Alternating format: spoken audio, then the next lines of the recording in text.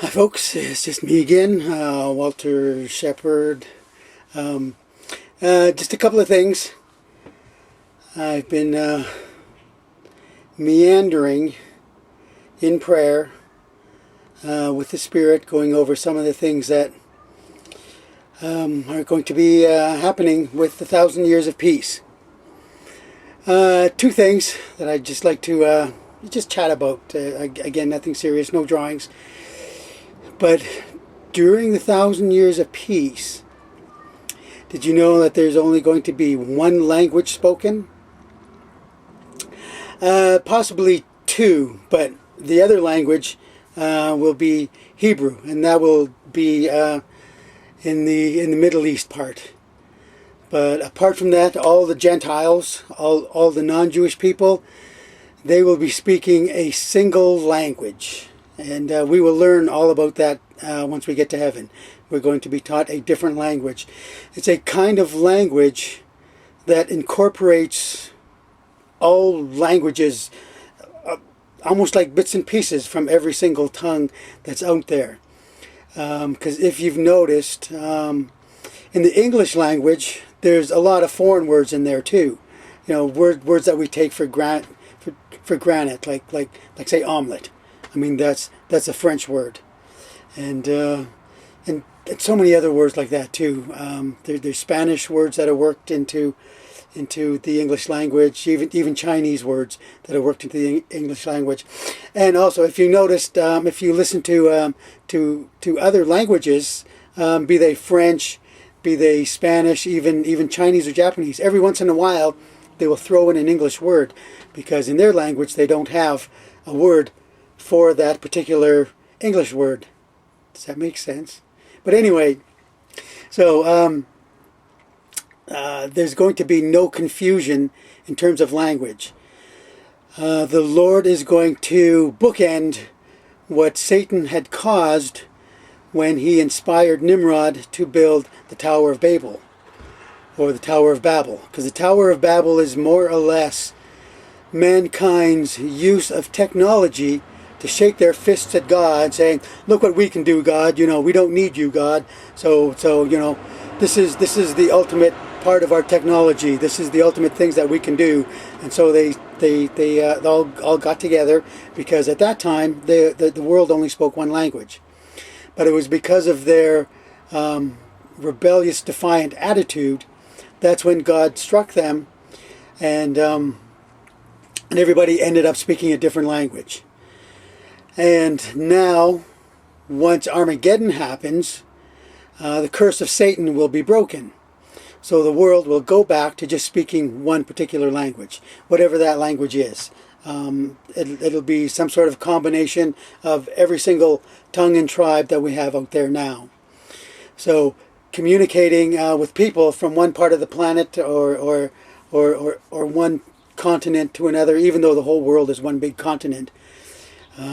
When the world changes, geographically, you're still going to know where North America used to be, where South America used to be, where Africa and Australia, where all those languages or where all those continents used to be. Even though they'll all be joined together, there will still be regions where we can say, "Oh yeah, that used to be Australia. Oh yeah, that used to be Asia." But all the people on the face of the planet during the 1,000 years of peace are all going to be speaking one single language. So there won't be any confusion from one side of the world to the other. And the other thing that I would like to talk about is, or chat about, or meander about, is one of the purposes of the 1,000 years of peace. And you've heard me talk about how we're going to build up technology, how we're going to be creating a global culture that lives in safety and security and luxury and leisure. By the time we get to the end of the 1,000 years of peace, the whole planet is going to be basically one large vacation spot. All the technology that we create, all the crafts, land crafts, water crafts, aircrafts, even spacecrafts, they're all going to be designed to bring peace and relaxation to people, to bring rest and relaxation to people. And that's the same with all the cities too. There won't be any pollution, there won't be any stress, there won't be any bills, there won't be any money, there won't be anything that we have today that burdens people. Restaurants will offer their food free. Open markets in various communities that will be offering food. It'll all be done for free. And so by the time we get to the end of the 1,000 years of peace, we'll have a total global population of 12 billion people and thousands and thousands of cities all over the place, all having different levels of population in them.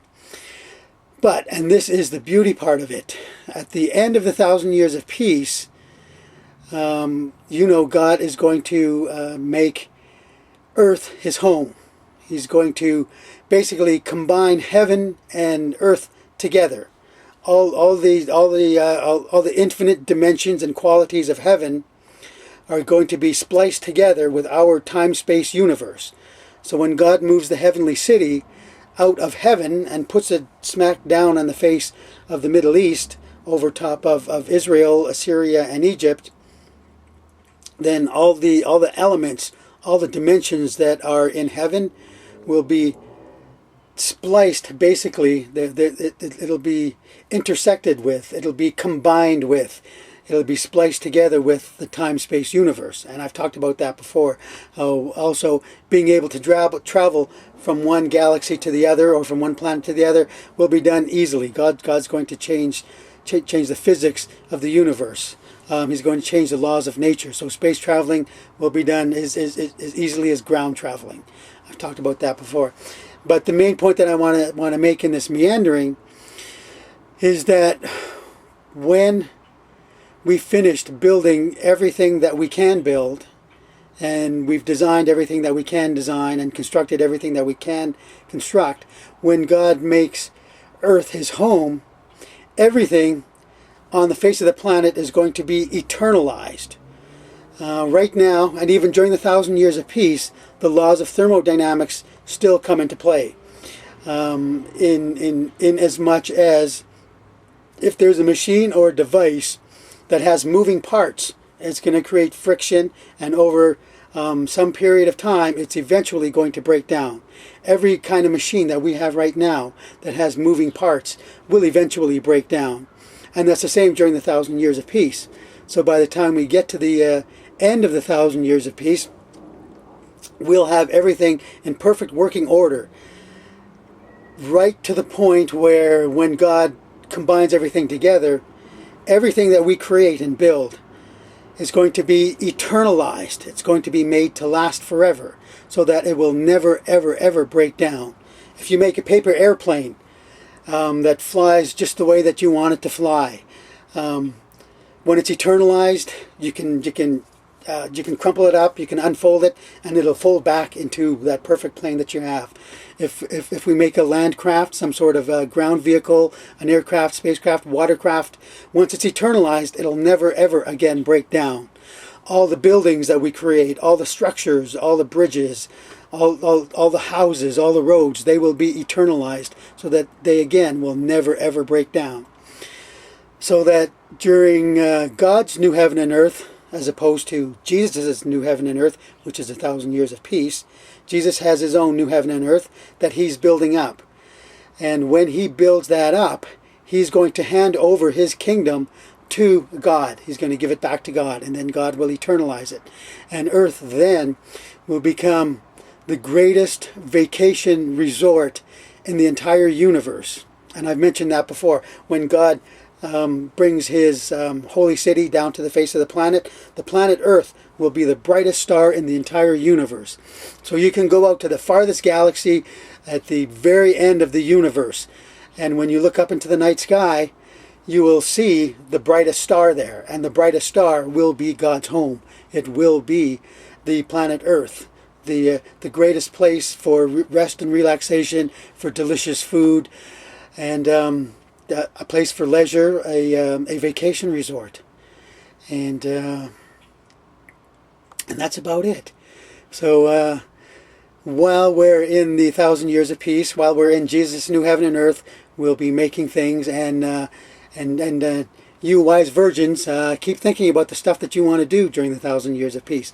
Because what you accomplish and what we achieve, all the technology, it will be made to last forever. So it'll never ever break down. And again, during that time, those kind of industries where we work together, where we build stuff together, one part of the planet is going to build something for another part of the planet, and then those two will be combined in order to make a particular object or vehicle or a structure or a creation or whatever it is.